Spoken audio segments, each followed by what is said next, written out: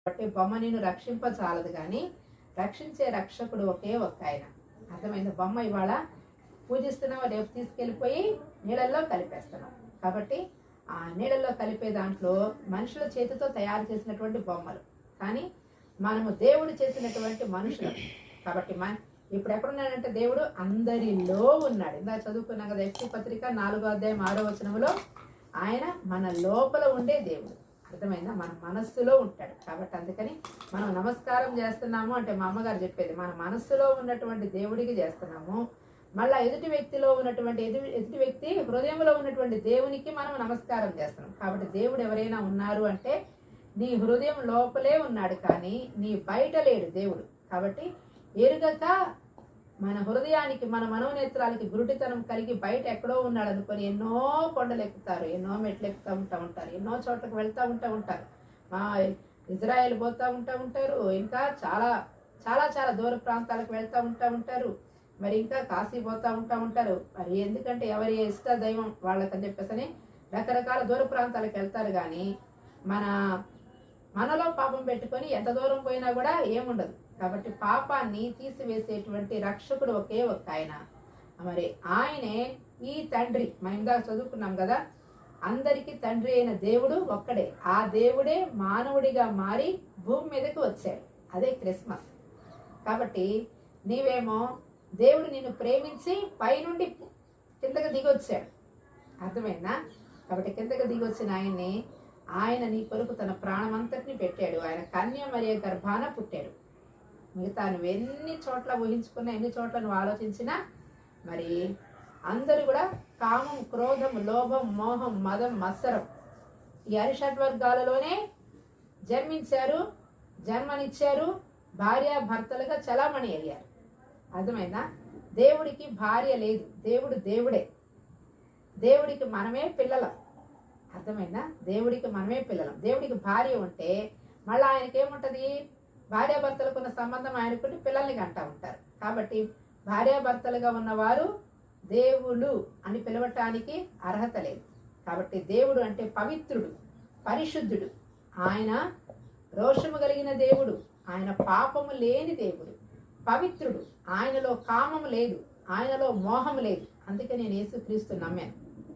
కాబట్టి యేసుక్రీస్తు అంటే, యేసు అంటే అర్థము రక్షకుడు. అర్థమైందమ్మా? రక్షకుడు. కాబట్టి రక్షకుడు రక్షిస్తూ ఉంటాడు. అయితే రక్షిస్తున్నాడు కదా అని మనం ఇష్టానుసారంగా పాపం చేయకూడదు. పాపం అంటే మన ఇష్టానుసారమైన మార్గంలో వెళ్ళకూడదు. దేవుని మాట విన్నది విన్నట్టు విని పాటించడమే ఆయనకి ఇష్టం. మాట వినేవారంటే చాలా ఇష్టం. కాబట్టి బ్రతికిన నాళ్ళు కూడా ఈ చెవులిచ్చినందుకు ఆయన మాటలు వింటూ బ్రతకాలి. ఈ నోరిచ్చినందుకు ఆయన్ని ప్రభువాని పిలుస్తూ, తండ్రి అని పిలిచి నీకున్న బాధలు ఆయనకు చెప్పుకొని ఆ బాధ నుంచి విముక్తి పొందటానికి ఆయన ఉన్నాడు. కాబట్టి నిన్ను బాధపాలు చేయటం ఆయన యొక్క ఉద్దేశం కాదు, నిన్ను బాధల్లో నడిపించడం కూడా ఆయన యొక్క సంకల్పం కానే కాదు. కాబట్టి బాధల నుంచి, మరి ఈ యొక్క రోగాల నుంచి, ఆర్థిక ఇబ్బందులు భూమి మీద ఉన్న ప్రతి ఒక్కరికి ఉన్నాయి. కానీ ఆయనను నువ్వు మనసారా ఆరాధిస్తే, మనసారా నువ్వు ఆయన పిలిస్తే, ఒక్కోసారి ఆయన డైరెక్ట్గా వచ్చి అలా బాధ చూడలేక ఆయన హస్తం చాపి ముడతాడు. ఆయన చేతిలే వారిని స్వస్థపరిచినని కూడా బైబిల్లో ఉంది. కాబట్టి ఆయనే హీలింగ్ ఇవ్వచ్చు, లేదా నువ్వు మొరపెట్టుకున్నా కూడా నీకు ఆయన స్వస్థతని కలుగ చేయొచ్చు.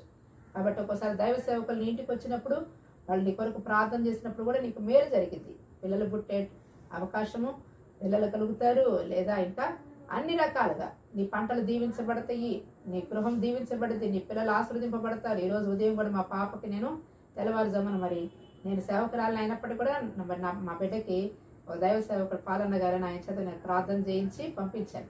ఎందుకంటే దేవుడు ఒక దర్శనం ఇచ్చాడు. దాన్ని బట్టి అలాగే ఒక్కోసారి మరి మా ఇంటికి వచ్చే దైవ సేవకులు లక్ష్మీరాజ్యం గారి చేత ప్రార్థన చేయిస్తాం, నిరీక్షణ ఫాస్టర్ గారు, ప్రకాష్ అన్న, ఎవరో ఒకరి చేత నేను ప్రార్థన చేయిస్తానే ఉంటాను. వరలక్ష్మి ఆంటీ కానీ ఇంకా చాలా మంది ఉన్నారులేండి. ఎందుకని అంటే ఒక దైవ సేవకులు మన ఇంటికి రావటం ఎంతో ఆశీర్వాదము. దైవ సేవకులు మన ఇంట్లోకి అడుగు పెట్టడం మంచిది. వారి మాటలు వింటే మనకి ఇంకా మంచిది. వాళ్ళు మరి మంచి మాటలు చెప్తారు. బైబిల్లో ఉన్న ప్రతి మాట కూడా శక్తివంతమైన మాట, ప్రతి మాట కూడా ఆయన మాటలన్నీ పుటము వేయబడినాయి అని దేవుని యొక్క వాక్యంలో సెలవిస్తూ ఉంది. కాబట్టి పుటము వేయబడినాయి అంటే ఏంటి? ఇప్పుడు మీరు బంగారం ఉంది, ఎలా పడితే అలా కొనుక్కుంటారా? ఏం చేస్తారు? అది 22 క్యారెట్సా 24 క్యారెట్సా అనేది దాన్ని కొలిమిలో కాలుస్తారు. దాని యొక్క మెరుపు, దాని యొక్క ఖరీదు అన్నీ చూసి అది ఎటువంటి క్యారెట్సో అది తెలుసుకొని కొనుక్కుంటారు. అట్లాగే దేవుని మాటలు కూడా అన్నీ కూడా పుటమ వేయబడినాయి. అంటే ఏంటి, బాగా దాన్ని మంచిగా తయారు చేస్తే, దాన్ని మంచిగా తయారు చేసి పర్ఫెక్ట్ వర్డ్సే ఈ యొక్క బైబిల్ గ్రంథంలో వ్రాయబడింది. ఇది పరిశుద్ధ గ్రంథం. ఇందులో వ్రాయబడిన ప్రతి మాట కూడా విలువైన మాట. ఈ మాటను నువ్వు స్వీకరిస్తే దేవుడు నిన్ను ఆశీర్వదిస్తాడు. దైవ సేవకుల మాటకు మనం లోబడ్డామనుకో, ఈ పాటలు నేర్చుకుంటామంటే, ఆ పాటలు నేర్చుకుంటే మనం ఎంతో దీవించబడతాం. కాబట్టి ఈ పాటలు ఇంకెవరికైనా చెప్పొచ్చు కదా అనంది ఒక ఆమె. ఇంకా చాలామంది ఉన్నారు కదా, సింగర్స్ అలా చెప్పుకోక నా చెబుతావేంది అనంది. కాబట్టి చాలామంది ఉన్నారు. దానికి తగ్గ వాళ్ళని దేవుడు ఆయనే అన్న మనిషే పాడుతుంది ఖచ్చితంగా. కాబట్టి ఎందుకని అంటే, దేవుడి కృప ఎవరి మీద ఉంటుందో వాళ్ళకి ఆయన మాటల్ని, ఆయన పనిని కూడా అప్పగిస్తాడు. కాబట్టి ఆయన పనిని మనం జాగ్రత్తగా చేసి, చక్కగా వీడియో తీసే పని అయితే వీడియో తీయటము, బైబిల్ చదివే చక్కగా.